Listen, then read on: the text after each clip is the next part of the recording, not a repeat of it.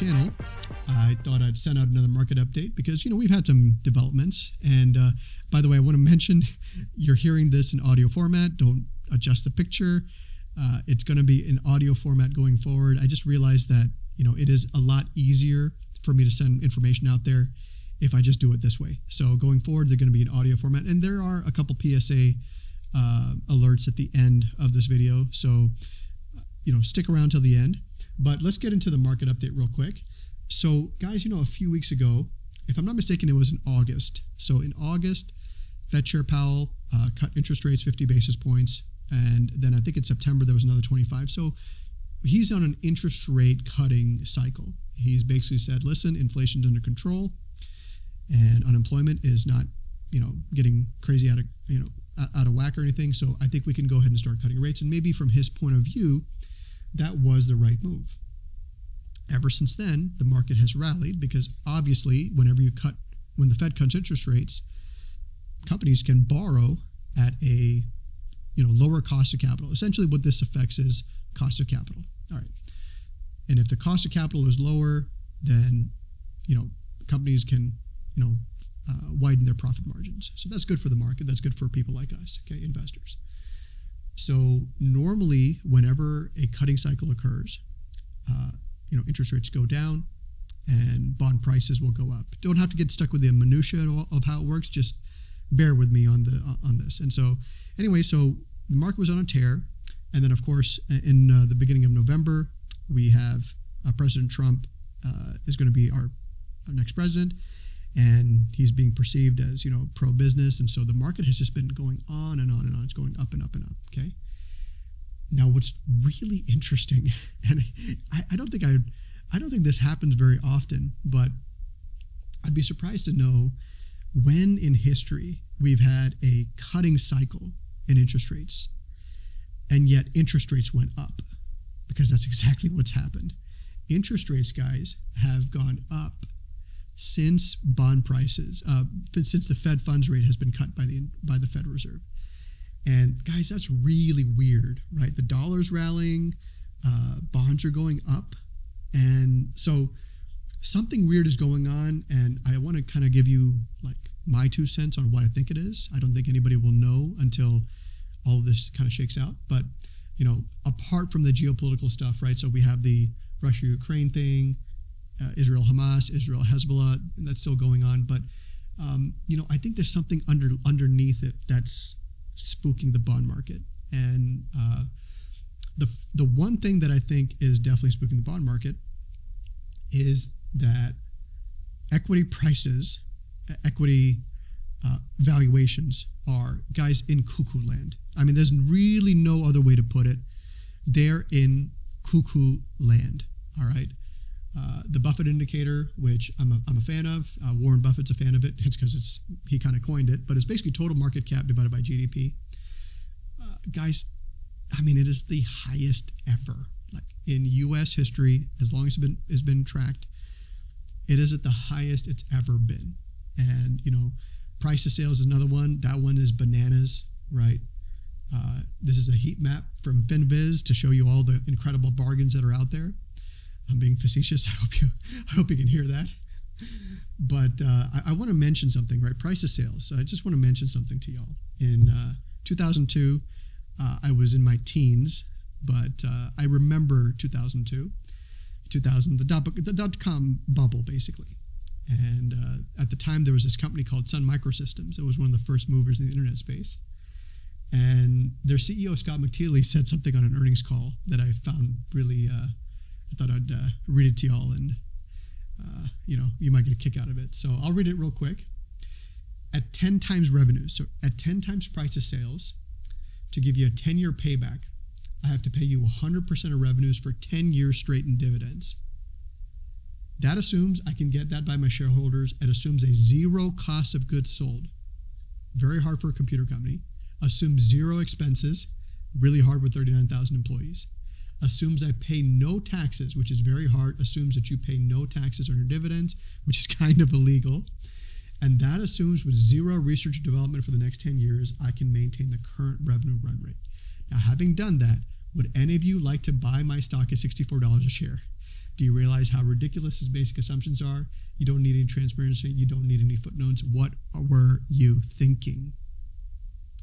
Now, fun fact, Sun Microsystems was sold to Oracle at roughly 1/10 of that value, about a year and a half later by Oracle. So to give you an example how egregiously overvalued. Okay, now that was a 10 times price to sales. Okay, let's look at some of the usual suspects. Microsoft, 12.71 price to sales. Apple, 9.12 price to sales. Eli Lilly, 22.7 price to sales. Visa, the card company, 15.8 price to sales. McDonald's, 8.63 price to sales. And of course, the granddaddy of them all, NVIDIA, 35.17 price to sales. Guys, these are crazy, crazy valuations. Now, guess what? The market keeps chugging along. It just doesn't seem to matter, and that's usually a sign for concern. Now, I'm not saying that tomorrow we're going to sell everything and we're going to get out tomorrow. I'm not saying that. What I am saying is that we are in full-blown bubble mode here, okay? The party is going to keep continuing as long as the liquidity is there to backstop it, as long as, the major companies, large companies, they don't disappoint too badly. The party's going to just keep growing. And, I don't see a lot of things crashing it in the near term. Now that said, who's to know what that catalyst is going to be, right?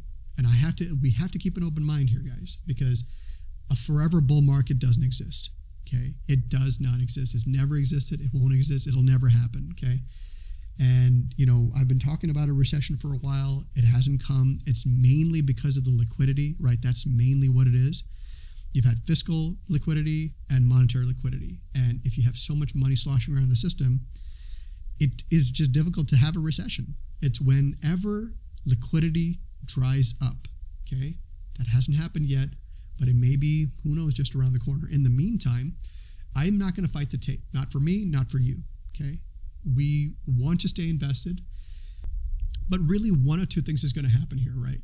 The first thing that's going to happen is earnings are going to catch up miraculously. And I have to at least be open to the fact that earnings catch up. Somehow AI is such a massive game changer that it catches up to that extent, that these valuations are somehow now justified. Possible. I'm not saying that it's a likely outcome, but it's a possibility. Now, the second outcome is that the earnings don't catch up, and then we have a multiple collapse, okay? The earnings, price earnings ratio collapses, and we're looking at, these major, huge moves down, similar to what we have in the dot-com boom and the bust, really. And of course, Jim Cramer and all those people, they're just going to be partying on, cheering everybody on to the end. But for sensible-minded investors, we have to be concerned about what we're paying for and the stream of income, the stream of earnings at the end. We have to be concerned about that kind of thing. So valuations aren't mattering, but they will eventually. Believe me, they will. There are things out there which don't have really any valuation. Bitcoin and cryptocurrency, which I'm not a fan of, it's just going up by leaps and bounds, 100%, 200%, 300% returns in a week or two. Guys, this is not sustainable. It just isn't. It doesn't make any sense. But for me and you, we just have to, like Warren says, you want to get greedy when people are fearful. You want to get fearful when people are greedy. And people are greedy right now, guys. So I'm afraid. I'm cautious. I'm watching it very, very closely. Whatever that catalyst may end up being. It could take a while before we get there, but it will come. Don't forget that, okay? Now, whenever it does come, the one thing that I want to be mindful of is I would love to hit a home run. I'm not saying that we will hit a home run, but whenever people hate the market, that's when you want to get in, and right now we're not there, but that time will come when people are just can't stand the market. They've lost so much money, and, you'll see these stupid stories of, this 17-year-old kid made $1 million off of Bitcoin. Well, that 17-year-old kid is going to lose everything, unless he's just something miraculous happens. It'll get to his head. He's going to lose everything. And, we have those kind of stories happen, and they're going to start coming here in a little bit when the party comes to an end. But we want to get in when nobody wants to get in, okay? And so I will be positioning us for that event. Now, of course, if earnings begin to disappoint, which is the more likely outcome at these valuations, okay, then it's only natural for, market cap to multiple expansion to collapse, but also when earnings collapses happen, the first shoe to drop, because people are in capital preservation mode at that point, they're in self-preservation mode, companies are. The first shoe to drop is the employment. So unemployment should go up. And, when that happens, I don't know. It could be next year. It could be in 2026. It doesn't matter. At some point, it is going to happen. And we will be changing our positioning, from being a buyer to being a seller and waiting. But until then, guys, we just have to sit back and enjoy the ride as best as you can. I'm not saying that, it's going to happen tomorrow, but I'm waiting for the hammer to fall. Okay. Right? Freddie Mercury. It's time for the hammer to fall. Well, I'm waiting for the hammer to fall. And it will come, but, there's no way to predict when it's going to happen. So that's your market update. Now, the quick PSA announcement is that, I think I put out a couple videos the last a couple, weeks ago, maybe about a month ago. This is right before the election. And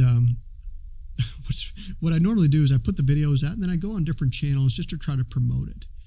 And the amount of venom I got, honestly, vitriol, hatred, basically, was really shocking to me because, I was trying to highlight wealth inequality. And I think they just got triggered because I said, well, I don't like Trump or whatever. Maybe they just got triggered. They just didn't hear the message. And, I got comments like, you're a snowflake and, you can't wait for Trump to deport you. And there are people sending me Bible verses. It was very strange. And, commenting and saying, I don't know, like Jesus saves or something like that. It was very, very strange. And, I thought about, what I said in that video about how the, extremists are tearing us apart, right? The social media folks. And, this has led me to the conclusion that I no longer want to engage with people here on YouTube. I think that's the best way for me to remove morons like that from the conversation, right? This is one thing that is, I really wish we could go back to, is that, back in the day, before social media, really before like Google and Facebook went public, right? The internet was a really neat place. There wasn't a place for morons to have a microphone. Now, anybody who can eat and breathe and sleep and go to the bathroom, they can have a microphone. Doesn't matter how, far left field or far right field they are, they can have a microphone. And, one thing that I'm going to do going forward is I no longer want these people to, take a part in the conversation. So I'm going to remove them. And the way I'm going to do that is I'm going to, going forward, all the videos that we have, all the audio podcast kind of things that we do, everything is going to be hosted on our website. And, if you haven't already, then, head to our website and just sign up for the newsletter. I'm not sure exactly how often I'll send them out, but I'll send out periodic, like an email update on different things, because I have actually a lot of content planned that,